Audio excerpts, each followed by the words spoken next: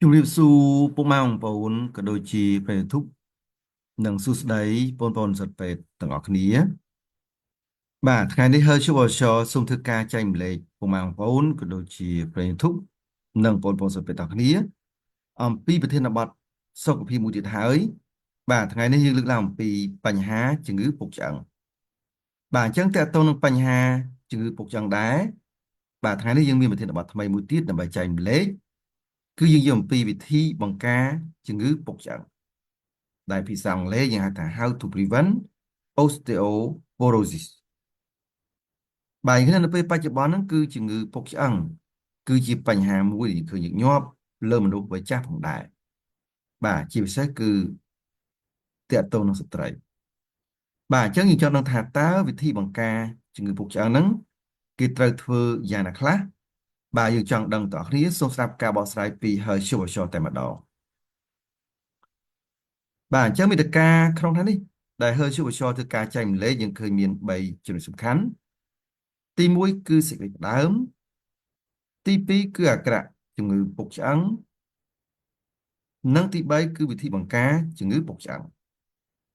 បាទយើងចង់ដឹងថាតើជំងឺពុកឆ្អឹងនោះមានអាការៈអ្វីខ្លះ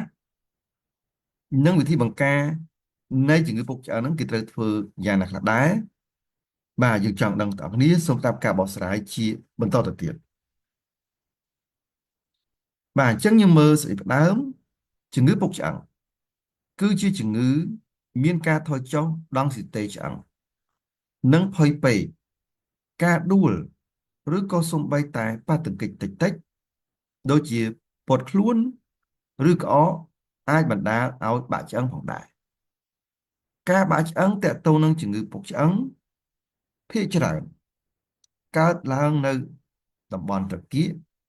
បាទឬក៏តំបន់អាងត្រគាកហ្នឹងនៅនឹងកដៃឬក៏នៅនឹងឆ្អឹងខ្នងតែម្ដងបាទអញ្ចឹងគេគិតឃើញ3កន្លែងដែលការបាក់ឆ្អឹងញឹកញាប់តាក់ទងជំងឺពុកឆ្អឹងហ្នឹងគឺនៅតំបន់ឆ្អឹងអាងត្រគាកហ្នឹងបាទហើយនឹងឆ្អឹងកដៃនិងឆ្អឹងខ្នងផងដែរបាទអញ្ចឹងយើងមើលរូបភាពនេះគឺជារូបភាព2បង្ហាញអំពីឆ្អឹងធម្មតាបាទអញ្ចឹងកំហាប់ឆ្អឹងធម្មតា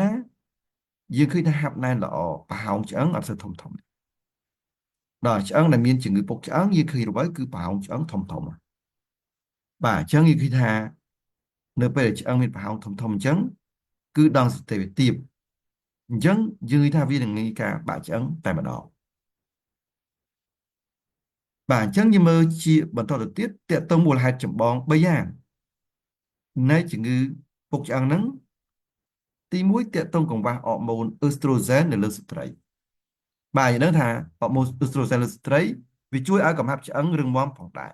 បាទទី2គឺតើតើកង្វះកាល់ស្យូមហើយនិងវីតាមីន D ទី3គឺជីវិតរស់នៅមិនមានសកម្មភាពរាងកាយបាទ3នេះជាមូលហេតុចម្បងដែលយើងឃើញមានតើតើនឹងជំងឺពុកឆ្អឹងយើងមើលជាបន្តទៅទៀតតើតើអាការៈជំងឺពុកឆ្អឹងតើពុកឆ្អឹងមានអាការៈអ្វីខ្លះបាទយើងចង់ដឹងតើគ្នាសូមស្ដាប់ការបកស្រាយជាបន្តទៅទៀតបាទអញ្ចឹងយើងមើលអាការៈជំងឺពុកឆ្អឹងគេថាដំណាក់កាលដំបូងនៃជំងឺពុកឆ្អឹងគឺมันមានលក្ខណៈអ្វីគួរឲ្យកត់សម្គាល់នោះទេប៉ុន្តែនៅពេលដែលឆ្អឹងចាប់ផ្ដើមចុះខ្សោយគឺលេចចេញជាសញ្ញាជាបន្តបន្ទាប់ផងដែរបាទតើសញ្ញាជាបន្តបន្ទាប់នោះមានអីខ្លះយើងមើលការបកស្រាយជាបន្តទៅទៀត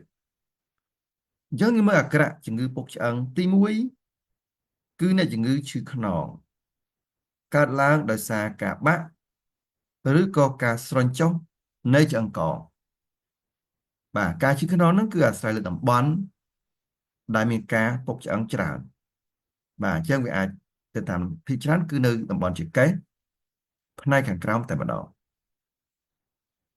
ជាមួយជាបន្តទៅទៀតតើតើអាការៈជំងឺពុកឆ្អឹងទី2គឺមានការថយចុះនៃកម្ពស់ទៅតាមពេលវេលា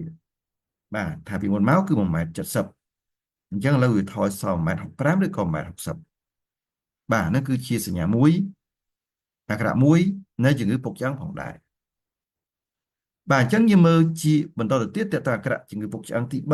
3គឺឥរិយាបថនៃការឈរមិនត្រង់ខ្លួន បាទហ្នឹងក៏សង្កេតឃើញជាសញ្ញាអាការៈនៃជំងឺពុកឆ្អឹងផងដែរយើងមើលជាបន្តទៅទៀតតើតើអាការៈជំងឺពុកឆ្អឹងទី4អ្នកជំងឺអាចពិបាកដកដង្ហើមប្រសិនបើបន្ទះចន្លោះឆ្អឹងកនឹងវារុញទៅមុខបាទអញ្ចឹងវាអាចសង្កត់ទៅលើសួត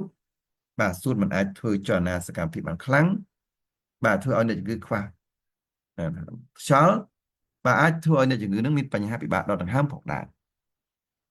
បាទអញ្ចឹងយើងមើលជាបន្តទៅទៀតតើតើអាការៈជំងឺពុកឆ្អឹងទី5គឺយើងឃើញថាមានសញ្ញាចុះខ្សោយភាពរឹងមាំនៃអញ្ចាញធ្មេញអញ្ចឹងអញ្ចាញធ្មេញចាប់ផ្ដើមមានបញ្ហាបាទយើងឃើញថាមានការឈឺនៅអញ្ចាញផងដែរបាទអញ្ចឹងយើងក៏លេចទៅមើលវិធីបង្ការម្ដងតើវិធីបង្ការជំងឺពុកឆ្អឹងហ្នឹងយើងត្រូវធ្វើយ៉ាងណាខ្លះបាទយើងចង់ដឹងតើគ្នាសូមស្ដាប់ការបកស្រាយជាបន្តទៅទៀតបាទអញ្ចឹងយើងមើលវិធីបង្ការជំងឺពុកឆ្អឹងទី1គឺយើងត្រូវហាត់ប្រាណឲ្យបានទៀងទាត់អញ្ចឹងការហាត់ប្រាណហ្នឹងវាជួយឲ្យមានការបញ្ចេញកាល់ស្យូមពីឆ្អឹងក្នុងឈាមបាទវាអាចជួយឲ្យឆ្អឹងយើងកុំឲ្យឆាប់ពុកផងដែរបាទយើងមើលតទៅទៀតតើតើវិធីបង្ការជំងឺពុកឆ្អឹងទី2គឺអាចញ៉ាំថ្នាំវីតាមីន D កាល់ស្យូមម៉ាញ៉េស្យូមតាមការណែនាំរបស់គ្រូពេទ្យផងដែរបាទយើងមើលតទៀតតើវិធីបង្ការជំងឺពុកឆ្អឹងទី3គឺត្រូវរក្សាទម្ងន់សុខភាពធម្មតាទម្ងន់សុខភាពធម្មតាគឺ BMI នៅក្នុងកម្រិតធម្មតាផងដែរយើងមើលជាបន្តទៅទៀតតើវិធីបង្ការជំងឺពុកឆ្អឹងទី4គឺត្រូវឈប់ជក់បារីនិងផឹកស្រាបាទអញ្ចឹងការជក់បារីនិងការផឹកស្រាវាអាចធ្វើឲ្យមានការប្រែប្រួលទាក់ទងនឹងកាល់ស្យូមហើយនិងវីតាមីន D ក្នុងខ្លួនយើងផងដែរបាទវាអាចធ្វើឲ្យមានបញ្ហាការជឿចូល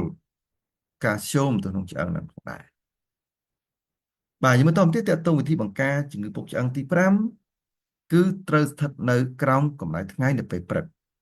ជាពិសេសគឺចន្លោះពីម៉ោង6ទៅម៉ោង7ហ្នឹងឯងព្រលឹមក្នុងពេលវេលាសមស្របបាទដោយសារកម្ដៅថ្ងៃនៅពេលព្រឹកហ្នឹងវាជួយដល់ការបំលែងកូលេស្តេរ៉ុលនៅក្នុងស្បែកហ្នឹងបាទទៅជាវីតាមីន D ដែលវាអាចជួយដល់ការស្រូបកាល់ស្យូមនិងធ្វើឲ្យឆ្អឹងយើងរឹងមាំផងដែរបាទអញ្ចឹងយើងមើលជាបន្តទៅទៀតតើតើវិធីបង្ការជំងឺពុកឆ្អឹងទី6គឺយើងប្រើប្រាស់ឈើច្រត់ឬក៏ឧបករណ៍ជំនួយដើរបើសិនបើអ្នកពិបាកដើរឬក៏ហានិភ័យដួលកើតឡើងបាទអញ្ចឹងបើសិនជាមានការដួលបាទយើងមានបញ្ហាងាយនឹងបាក់ឆ្អឹងបាទជំងឺពុកឆ្អឹងហ្នឹងបាទនេះឃើញមានផងដែរបើសិនបើពុកម៉ែបងប្អូនក៏ដូចជាប្រិយមិត្តទាំងអស់ចង់តាមដានព័ត៌មានសុខភាពថ្មីៗដែលក៏ថ្លៃច្រើនទៀតអាចចូលរួមជាមួយនឹង Channel Telegram យើងខ្ញុំគឺ Health Telegram Official បាទធ្វើការ scan QR code ទៅដើម្បីចូលទៅក្នុង Channel យើងខ្ញុំបាទចុច Subscribe ឬក៏ជាន់ដើម្បីតាមដានព័ត៌មានសុខភាពថ្មីៗដែលក៏ថ្លៃច្រើនទៀតផងដែរបើសិនបើពុកម៉ែបងប្អូនក៏ដូចជាប្រិយមិត្តទាំងអស់មានបញ្ហាសុខភាពផ្សេងៗជាពិសេសគឺជំងឺតាក់ទងផ្ដាំលាហាជំងឺតាក់ទងផ្ដាំទឹកមាត់ឬក៏ជំងឺផ្ដាំតពូជបាទអាចប្រឹក្សាដល់ថ្លៃតាមលេខ Telegram 3ខ្សែគឺ092 59 350 088 3132 225ហើយនឹង016 58 57 64ផងដែរបើសិនបើពុកម៉ែបងប្អូនក៏ដូចជាប្រិយមិត្តទាំងអស់ចង់ទទួលបាននូវវីដេអូអប់រំសុខភាពថ្មីៗបន្ថែមទៀតវីដេអូព័ត៌មានសុខភាពថ្មីៗក៏ដូចជាវីដេអូនៃការរៀនពេទ្យរបស់សិស្សពេទ្យជាពិសេសគឺពាក្យបច្ចេកទេសពេទ្យតែម្ដងបាទយើងអាចចូលទៅក្នុង YouTube Channel វាយពាក្យ Hershub Official បាទដោយអក្សរស្រាប់ចុច search ស្វែងទៅពេលហ្នឹងឃើញ logo របស់យើងខ្ញុំហើយចូលក្នុង Channel ចុចពាក្យ Subscribe និងរូបកណ្ដឹងបាទចុចពាក្យ Subscribe និងរូបកណ្ដឹងគឺសម្រាប់អ្នកថ្មីៗដែលមិនទាន់បាន Subscribe អញ្ចឹងនៅពេលដែល Hershub Official ធ្វើការផុសវីដេអូជាបន្តនឹងឃើញក្នុងបណ្ដាញ YouTube ជាបន្តបន្ទាប់បាទសូមអរគុណចំពោះការគ្រប់គ្រងនិងការ Subscribe ដល់ Channel របស់ខ្ញុំផងដែរបាទសូមអរគុណ